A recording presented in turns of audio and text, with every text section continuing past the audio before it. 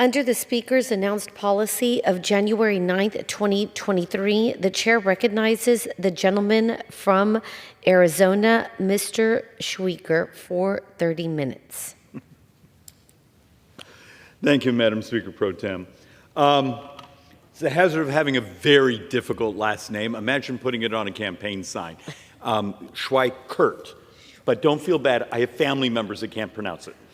Madam Speaker, we're actually, we have 30 minutes here, and I'm trying to do sort of a wrap-up. As folks know, the House actually passed a continuing resolution, which, personally I wish we had battled it out and stayed and just tried to see if we could get the Senate to do some of their work.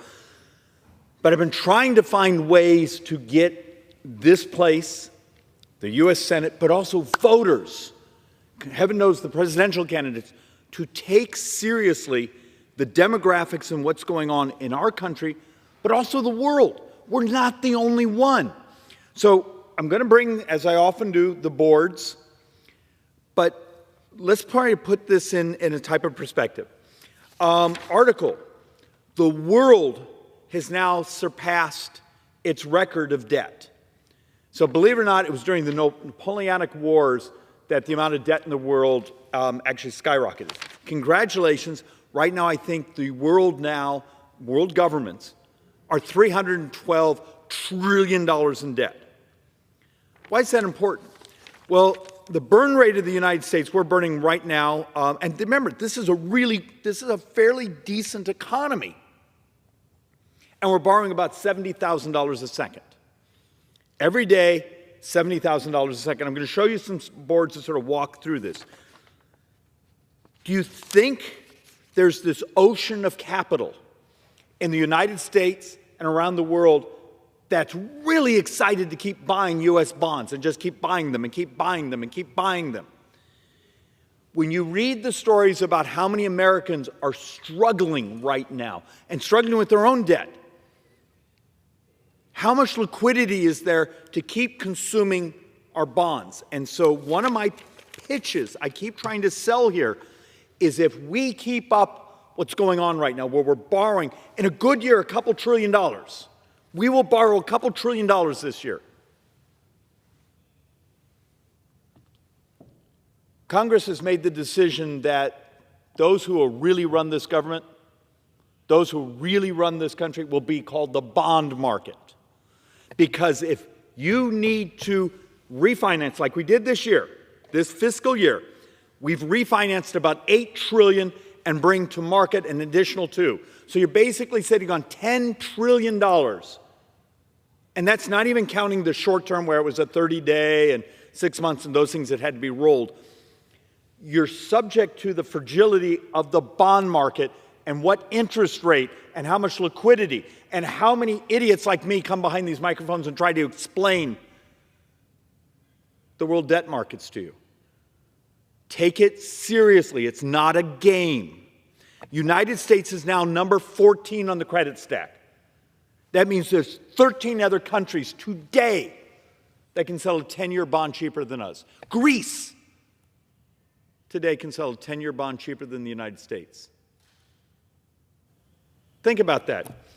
And the first warnings I'm starting to pick up in some of the financial press, now this is sort of the deep bond articles and those things, when Moody's is starting to allow their people to leak out information saying, yes, but last November, we actually put the United States on a negative watch. Remember, we're still in AAA, negative watch. That's what they did to us a year ago. Stories are starting to circulate. If the United States doesn't look and act like we're taking our debt seriously, we're going to get a downgrade. Now, you go, well, who cares? You're the reserve currency. Guess what? There's 13 other countries with better credit ratings than the United States.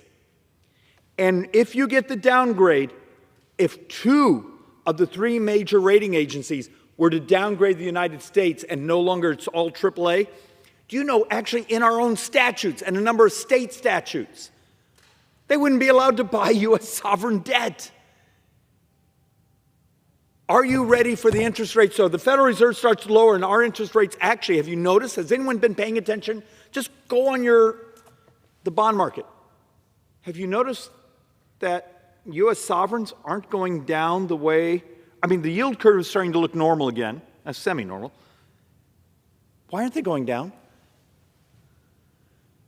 I'm going to argue our voracious appetite for debt and consumption, because this place won't tell you the truth. So once again, I'm going to do this a little bit backwards. For every dollar this year we take in, how much do we spend? Come on, let's make this a play-at-home game in your own head. So we take in $1, what is spent? If you said $1.39 for every dollar, $1.39 for every dollar of tax receipts we take in. You got to understand, and this will get dramatically worse in a decade, because the Social Security Trust Fund will be depleted. The Medicare Part A, which covers what, 40% of Medicare, the rest is really coming out of the general fund, will be depleted. We'll have, in 10 years, 23% of Americans 65 and up ready for their earned benefits, and we got to figure out a way to finance it. So let's sort of make a point here. When I come, and I typically used to start with this board, trying to say, do you see the blue area? This is defense. This is non-defense.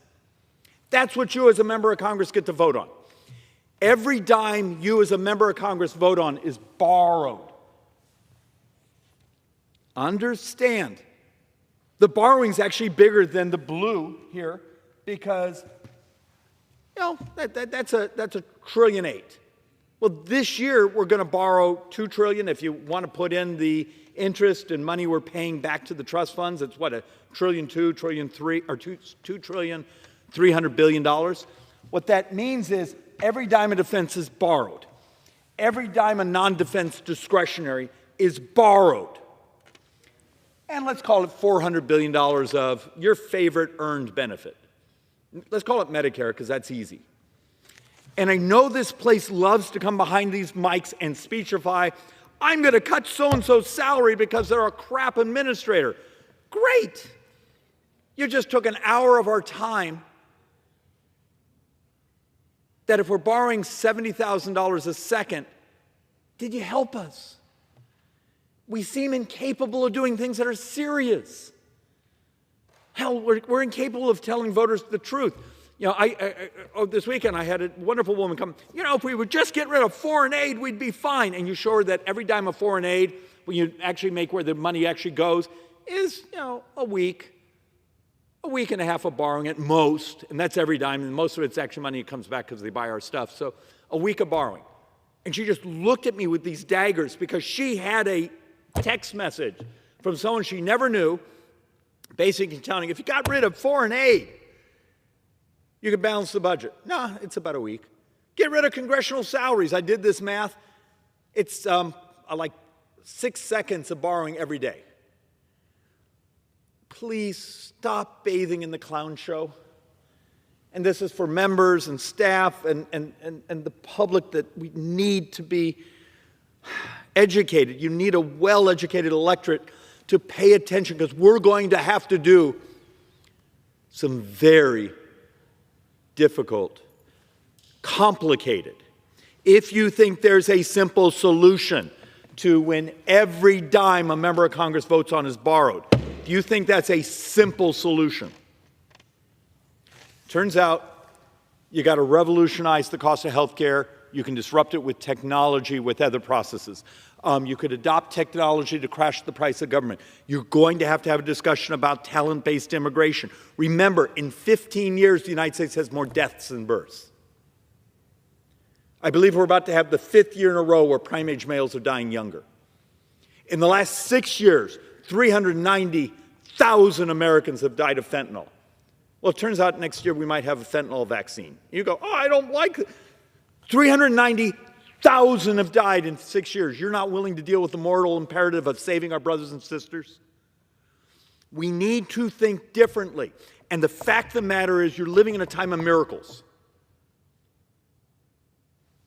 We can cure hepatitis C. We can cure hemophilia.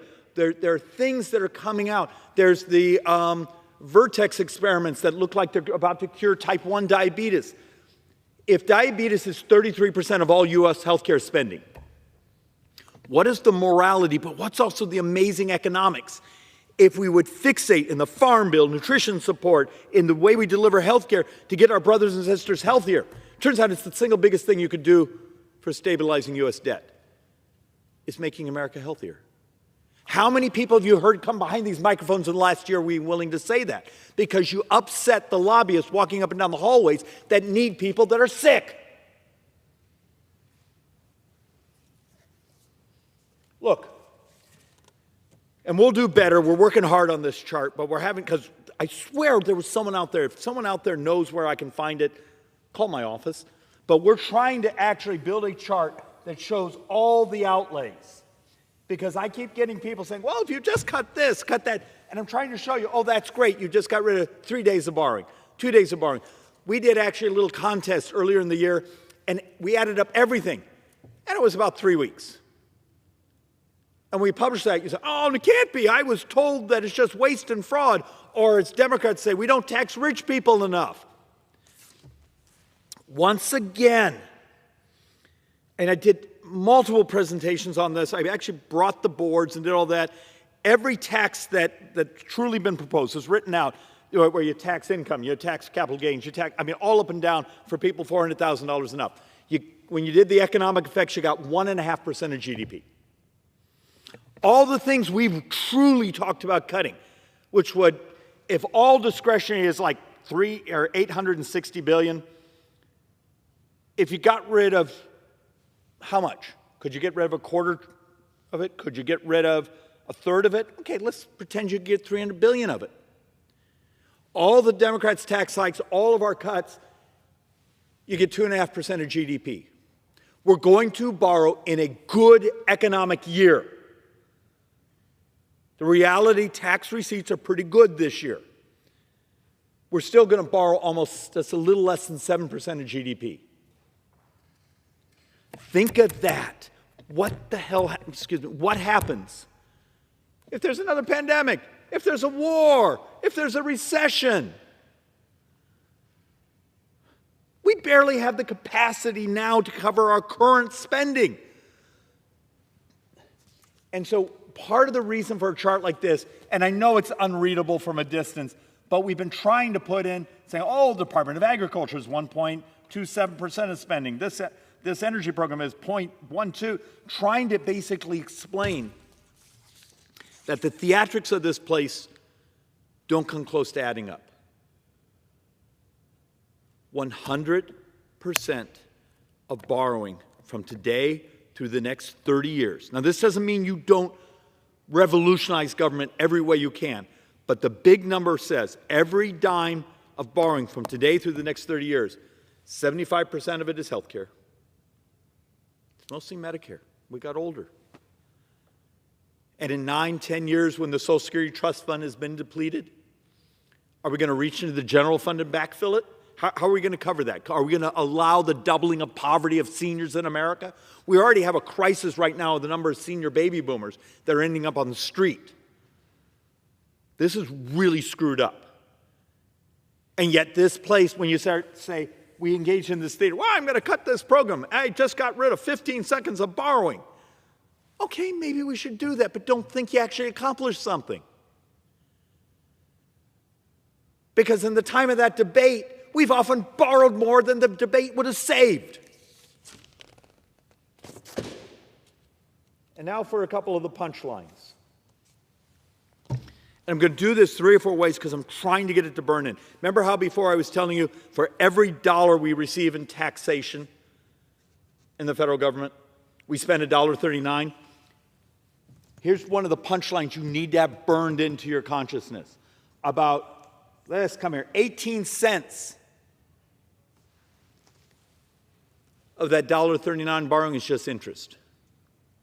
What did the interest buy us? Now, look, there's some economists say, well, you put out interest, someone got a rate of return, so they're going to spend it. But in many ways, it's not money it went to build a healthier military, dealt with poverty, actually, and it's going to continue to grow and continue to grow and continue to grow. And you try to help folks understand. If we're borrowing $1.39 for every dollar we receive, and then try to show, little dotted line here is basically, let's call it the break-even line. So if you're in the orange, that's mandatory spending. We don't get to vote on it. It's a formula. And many of those formulas haven't been looked at in decades. You see the blue? That's interest. That's a huge part of the growth. Interest in that healthcare. See the gray up here? That's all discretionary. All we actually debate around here is a fraction of this gray. And you look at it, and you get over here, so even when you get away from the pandemic, and you start to look into the future. Now, I don't know if you noticed the tiny, tiny, tiny, tiny improvement right here in 2025. That's where we're still banking on no recession, no slowdown. Now, in 26, it will get also a tiny bit better, because working people are going to pay about $400 billion in additional taxes. Remember, a whole portion of the 2017 tax reform expires, and some of my friends who are running for office on the other side have made it clear they do not support anything from that tax reform in 2017. Okay, just be prepared. We calculate for, now I have a higher income, a very well-educated district, so look, I'm blessed. We calculate it's almost $3,000 per family. Tax hike, if we don't fix this next year. This isn't a game. Can you imagine what the economic impacts are going to be if you do that to working people? And yet, you continue to show chart after chart after chart after chart after chart. And I want to make a point. I've done presentations here where you show, here's the last 75 years. Here's years where we had very high marginal tax rates. We get about 17, 18% of the economy in taxes.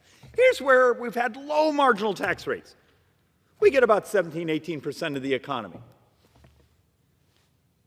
Your solution, if you actually want to do facts and economics and not political rhetoric, is adopt regulatory policies, tax policies, trade policies, though, that maximize economic growth. If you want more tax receipts, if you actually care about the debt, stop living in this fantasy. We're just going to tax rich people, and that takes care of everything. If you look at some of the proposals, they've already spent the money 3 or 4 times. And I keep trying to present over and over and over, when you start to realize the amount of our spending, and by the end of the decade, think of this, 10 years from now, if you add in the debt we will owe to the trust funds, what's left of them, we're at $56 trillion. $56 trillion. What happens if interest rates move against us? Remember, interest today is the second biggest expenditure in this government. Social Security, and then behind that is interest, then Medicare, then defense. Defense is now the 4th expenditure in this government. And you try over and over and over. So you see right here, 2024, 25, you see the little tiny movement we get in 26 and a couple of years after that, and then boom. Now this here is because the tax hikes that are coming, that they're already in statute. They're coming. It's not a vote. We're not going to take a vote and say we're going to raise these taxes. It's called tax expirations. It's already coming. It's math. But boom. After 3, 4 years, you're back and the curve is back in. And we don't want to tell the truth. It's demographics. Starting in 1990, we started having fewer children.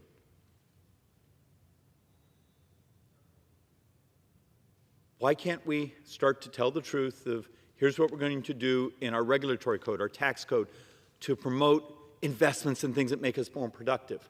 We're going to do things that actually close income inequality. It turns out we have data sets that say one of the key driver to income inequality in America is actually health. And then think what we do in our nutrition policy, ag policy, other things. I mean, we're killing ourselves. And the last point, Mr. Speaker Pro Tem, can I ask how many minutes I have left?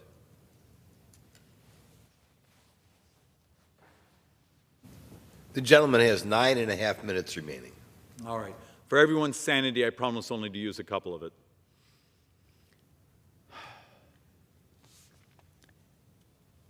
Okay, this is 2024.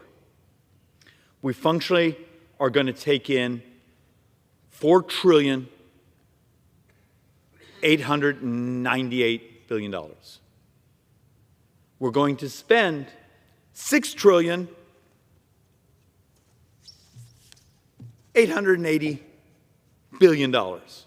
Anyone see the math problem? And then if you want to tell the truth about actual debt and actual budgets where you actually say, okay, here's the interest we have to pay back to the Social Security Trust Fund, here's the Medicare Trust Fund, and other things, you're functionally looking at a $2.2 trillion deficit in a year that things are good. But the other point, back to this board. How many members of Congress will stand in front of you and say, do you understand every dime? So like my friend Mr. Green and I get to vote on, every dime we vote on is borrowed. When 14.1% of all federal spending is just interest. And it turns out the most powerful thing you and I could do to stabilize borrowing, and I've done hours on this floor trying to present it, and am I just an idiot for trying? Showing it actually can't come from tax hikes. Okay, fine, do that, but it's marginal. Many of the things we want to cut, I actually believe government is dramatically too big and too intrusive. Cut them. But unless you tell the truth about the primary drivers of U.S. debt, which is demographics, it's healthcare. Are we going to change the rules so technology, so cures are moral? Fixate on those things. It turns out those are what you do to bend the debt curve. And yet I'll give this speech over and over and over. And maybe it just doesn't satiate the dopamine hits. Maybe it's just not trite and easy enough. Because it turns out doing some of this will be really hard. But it's doable. There is a path. My 2-year-old is running around here somewhere. I mean, yes, I have a 2-year-old and 8-year-old. And my wife's exactly my age. Yes, I'm pathologically optimistic. I always think that's funny. My little boy, when he turns 21, 22, every tax in the United States has to be doubled. Every tax has to be doubled just to maintain baseline spending. Absolutely immoral what we're doing. We have set up the first generation in U.S. history to be poor than their parents. Doesn't have to be that way, but this place needs a revolution in the way it thinks, because you can't keep being absolute dumb. You can't keep doing it the way we're doing it. And with that, Madam Speaker, I yield back. Under the Speaker.